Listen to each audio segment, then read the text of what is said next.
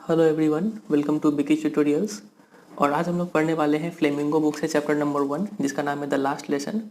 पढ़ने वाले हैं मतलब इन सेंस कि आज हम लोग इसका समरी देखेंगे। ठीक है, इससे पहले हमने इस चैप्टर का लाइन बाय लाइन एक्सप्रेशन पहले से पढ़ रखा है। अगर आपने उस वीडियो को नहीं देखा है तो आप यहाँ पे देख रहे हैं आई बटन होगा, आप उसको क्लिक करके वहाँ पे आपको लिंक दिया हुआ है। इस चैप्टर का लाइन बाय लाइन मैंने समझा के रखा हुआ है, आप वहाँ पे जाके उसको पूरा देख सकते हैं। ठीक है, और आज हम लोग इसका समरी देखेंगे और कुछ इंपॉर्टेंट क्वेश्चन आंसर देखेंगे जो कि आपके बोर्ड्स के लिए इंपॉर्टेंट होगा। तो चलिए स्टार्ट करते हैं स्टोरी को। सबसे पहले स्टोरी को पढ़ने से पहले आपको याद रखना होगा कि ये स्टोरी जो है वो फ्रैंको प्रुशियन वॉर के टाइम का लिखा गया है। ठीक है, ये वॉर हुआ था 1870 टू 1871 के बीच में, और इस वॉर में दो कंट्री फ्रांस और प्रशिया ने भाग लिया था, और इस वॉर में प्रशिया ने फ्रांस को हरा दिया था। ठीक है, और चूंकि फ्रांस हार चुका था, इस वजह से फ्रांस के जो दो डिस्ट्रिक्ट है एल्जैस एंड लोरेन, ये दो डिस्ट्रिक्ट फ्रांस के से चला गया था, और ये दो डिस्ट्रिक्ट प्रशिया के हाथ में आ चुका था। और प्रशिया उस समय जर्मनी, पोलैंड और ऑस्ट्रिया, ये तीन देश मिलकर प्रशिया कहलाता था। ठीक है, तो अब इसका कंट्रोल जर्मनी के पास आ चुका था, प्रशिया के पास आ चुका था, मतलब जर्मनी इस पर कंट्रोल कर रहा था। ठीक है, तो अब आइए स्टोरी को स्टार्ट करते हैं। स्टोरी में क्या होता है कि एक बच्चा जो है वो स्कूल जा रहा होता है, सुबह का टाइम है, और उसके स्कूल में एक टीचर है मिस्टर एम हेमेल। ये टीचर का नाम आप याद रखिएगा, एम हेमेल। और ये उस दिन पार्टिसिपल्स के ऊपर क्वेश्चन पूछने वाले थे। ठीक है, एक लेसन है ये ग्रामर के ऊपर। तो उन जो लड़का है जिसका नाम है, लड़के का नाम है फ्रेंच। ठीक है, FRANZ। फ्रेंच नाम का लड़का स्कूल जा रहा होता है, और स्कूल में उसके टीचर एम हेमेल क्वेश्चन पूछने वाले थे। तो उसको स्कूल जाने का मन नहीं करता है। ठीक है, और वो जब रास्ते से होकर स्कूल जा रहा होता है तो उसको दिखता है कि बुलेटिन बोर्ड के पास बहुत सारे भीड़ इकट्ठा खड़ा हुआ है, क्राउड खड़ा हुआ है। ठीक है, तो क्यों बुलेटिन बोर्ड यहाँ पे हम लोग के लिए स्पेशल है जानना, क्योंकि पिछले 2 सालों से इन लोगों के लिए जितने भी बुरे खबर थे वो सब इस बुलेटिन बोर्ड में छपते थे। तो फ्रेंच सोचता है कि अब कौन सा बुरा खबर इस बुलेटिन बोर्ड में छप गया, तो हमें आगे पता चलेगा कि कौन सा बुरा खबर छपा था इसमें। तो जब वो स्कूल जा रहा होता है तो उसको रास्ते में ब्लैक स्मिथ मिलता है जिसका नाम है वॉस्टर। वो बोलता है कि डोंट गो सो फास्ट, इतना जल्दी मत करो, आराम से स्कूल जाओ। तो जब वो स्कूल पहुंचता है, काफ़ी हाफते हाफते स्कूल पहुंचता है, तो अब स्कूल का वो डिस्क्रिप्शन देता है कि यूजुअली स्कूल में हमेशा क्या होता है, ग्रेट बसल, ये की वर्ड है, याद रखिएगा। बहुत ज़्यादा हल्ला चिल्ला होता है, और क्या किस किस चीज़ का आवाज़ आता है स्कूल में, opening and closing of desk, lesson repeated in unison, सभी बच्चे एक साथ रिपीट कर रहे होते हैं लेसन, वेरी लाउड। ठीक है, और टीचर जो है अपने स्केल से बेंच पे मार रहा होता है, रैप कर रहा होता है। ठीक है, तो इन सब चीज़ का आवाज़ आता है। तो यूजुअली ऐसा स्कूल में सीन होता है, लेकिन उस दिन जब वो स्कूल पहुंचा तो काफ़ी वो स्कूल क्वाइट था, लाइक अ संडे मॉर्निंग। ठीक है, ये डिस्क्राइब किया गया है यहाँ पर।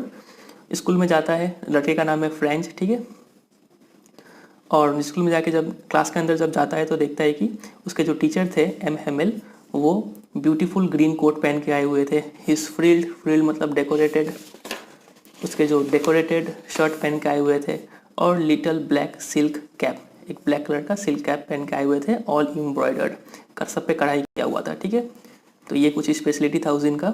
और पूरा जो स्कूल था वो काफ़ी स्ट्रेंज, अजीब सा दिख रहा था, और सोलेम मतलब सीरियस लग रहा था काफ़ी इन्वायरमेंट। और इस क्लासरूम के जो बैक बेंचेस होते हैं वो अक्सर खाली होता था, लेकिन उस दिन बैक बेंचेस खाली नहीं थे, और उसमें विलेज के जो लोग थे, जैसे कि ओल्ड हाउसर हो गया 3 कॉर्नर हैट पहन के, मेयर हो गया, पोस्ट मास्टर हो गया, और बाकी और भी लोग, ये सब बैक बेंचेस पे बैठे हुए थे। तो ये उस दिन स्कूल में कुछ अनयूजुअल था। तो ये सब चेंजेस होने का रीज़न क्या था, ये चेंजेस इसलिए हुआ था क्योंकि order had come from Berlin, Berlin से ऑर्डर आया था।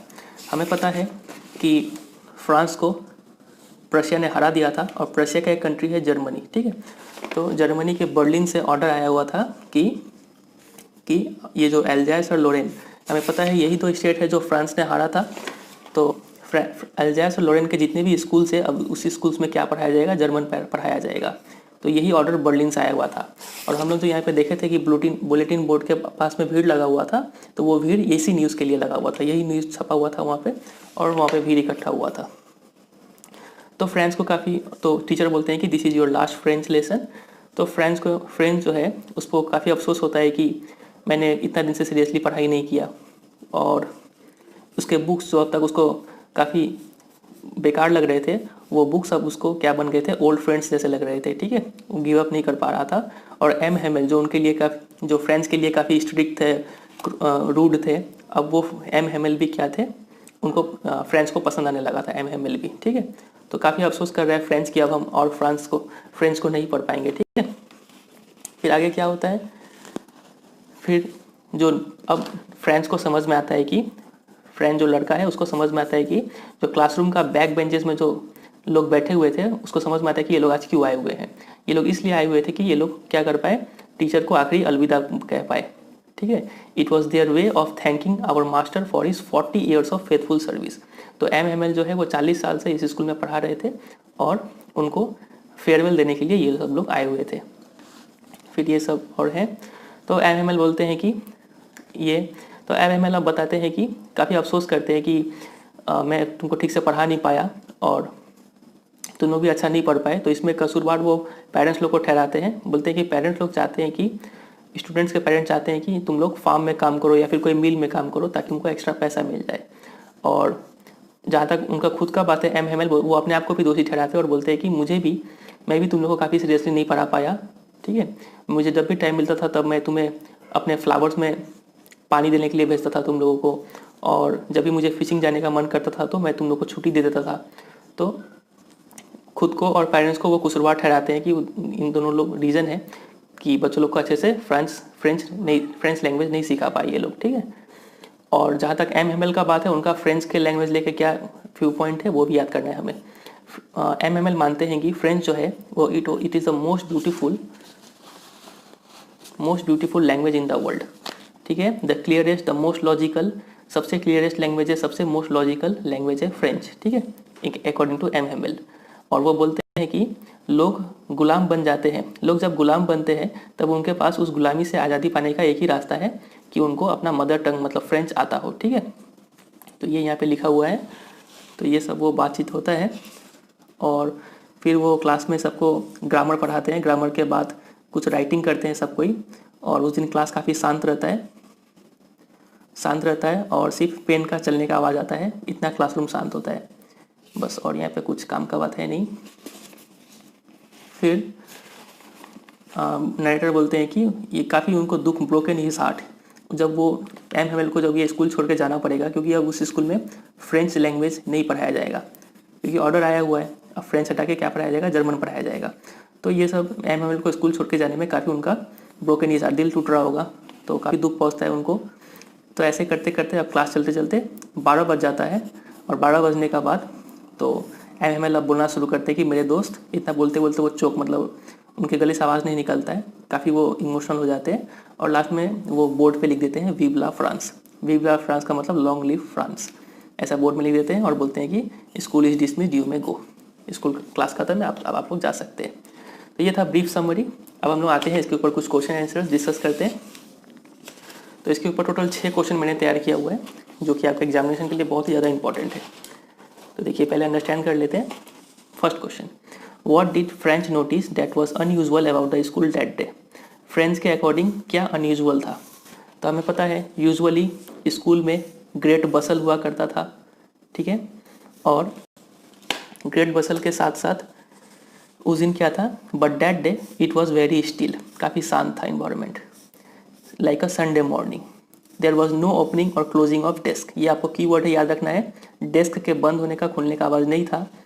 क्लासमेट्स क्वाइटली बैठे हुए थे। एमएमएल अपने रूलर के साथ, जो कि वो अक्सर रैप करते थे टेबल पे, मतलब टेबल पे मारते थे, लेकिन आज उस दिन वो रूलर उनके अंडर हिज आर्म्स, उनके हाथों के नीचे था, वो कुछ नहीं कर रहे थे। तो ये कुछ अनयूजुअल सीन था उस दिन स्कूल का। उम्मीद करते हैं समझ में आया होगा। आते हैं अगले क्वेश्चन पे।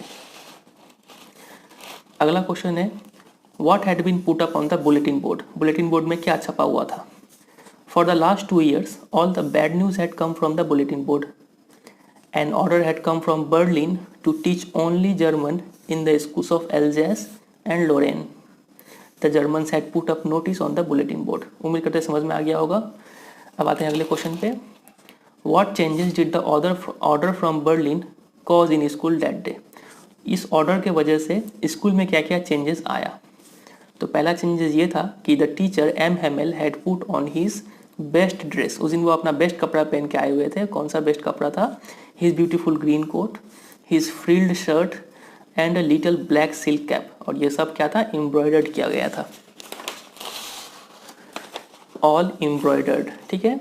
The whole school seemed solemn, serious था, काफ़ी अजीब सा लग रहा था। ऑन द बैक बेंचेस, जो अक्सर खाली रहता था, the elderly village people were sitting quietly like the kids, गांव के विलेज पीपल लोग तो थे, वो लोग भी बैठे हुए थे क्योंकि वो लोग ट्रिब्यूट देने आए थे फॉर 40 ईयर्स ऑफ उनका जो फेथफुल सर्विस था उसके लिए, ठीक है। आते हैं नेक्स्ट क्वेश्चन पे। How did friends feeling about M Hamel and school change, बहुत ही इंपॉर्टेंट क्वेश्चन, फ्रेंड्स का फीलिंग कैसे चेंज होता है।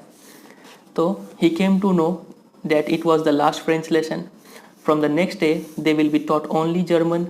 ही felt sorry for not learning his lessons properly, उसको अफसोस होता है कि उसने अपना लेसन्स को अच्छे से पढ़ा नहीं था।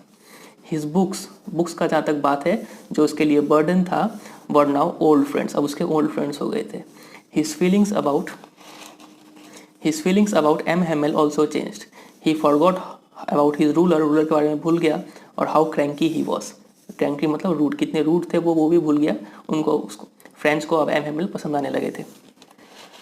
आते हैं अगले क्वेश्चन पे, question number 5। How were the parents, कैसे पेरेंट्स और एम हेमल रिस्पॉन्सिबल थे for the neglect of French language, बच्चे को चिल्ड्रंस को फ्रेंच लैंग्वेज सिखा नहीं पाए थे, और इसके लिए कुशलवार पेरेंट्स भी थे और एम हेमल भी थे। तो कैसे कुशलवार थे उसका क्वेश्चन पूछा गया है, बहुत important. M Hamel did not scold his students for neglecting French lesson, पहला रीज़न तो ये है, कभी डांटते नहीं थे स्टूडेंट जब नेग्लेक्ट करते थे। तो जहाँ तक पेरेंट्स का बात है, parents prefer to put them to work on a farm और एट मिल्स, पेरेंट्स चाहते थे कि उनके बच्चे फार्म में या फिर मिल में काम करें, so that they could have a little more money.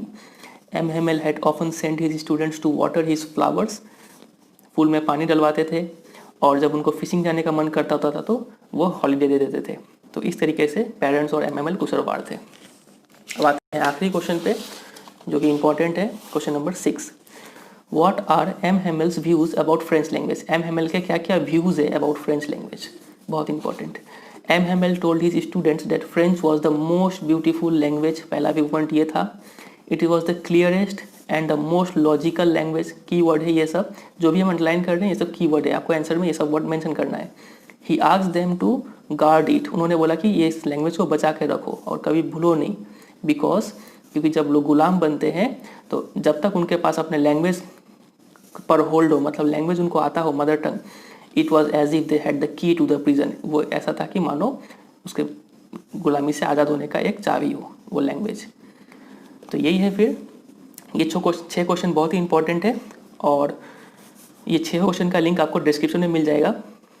Description में PDF का लिंक दिया गया है, आप वहाँ पे जाके इसको डाउनलोड कर सकते हैं, ठीक है। PDF डाउनलोड कर लीजिए, चाहो तो प्रिंट आउट निकाल लो या फिर उसको कॉपी में नोट डाउन करके आप उसको प्रिपेयर कर सकते हो। और वीडियो अगर अच्छा लगा तो वीडियो को लाइक करें, कैसा लगा कमेंट करके भी बता सकते हैं, और अकेले अकेले में पढ़ने का क्या मज़ा, अपने दोस्तों के साथ भी शेयर करें वीडियो को, ठीक है। और ज़रूर है, आपको लाइन बाय लाइन एक्सप्लेनेशन चाहिए तो आप यहाँ पे आई बटन देख रहे हैं, वहाँ पे जाके आप वीडियो का लिंक है जिसमें आप लाइन बाय लाइन समझाया गया, आप वहाँ पे देख सकते हैं। तो इतना ही है, फिर मिलते हैं बहुत जल्द अगले पार्ट में। और अगर आप इस चैनल पे नए हो तो चैनल को सब्सक्राइब भी कर लीजिए, क्योंकि आने वाले दिनों में हम लोग letter writing, notice writing, report writing, जो भी है राइटिंग पोर्शन, सब हम लोग कवर करने वाले हैं, ठीक है। तो इतना ही, फिर मिलते हैं बहुत जल्द अगले पार्ट में, तब तक के लिए goodbye and take care.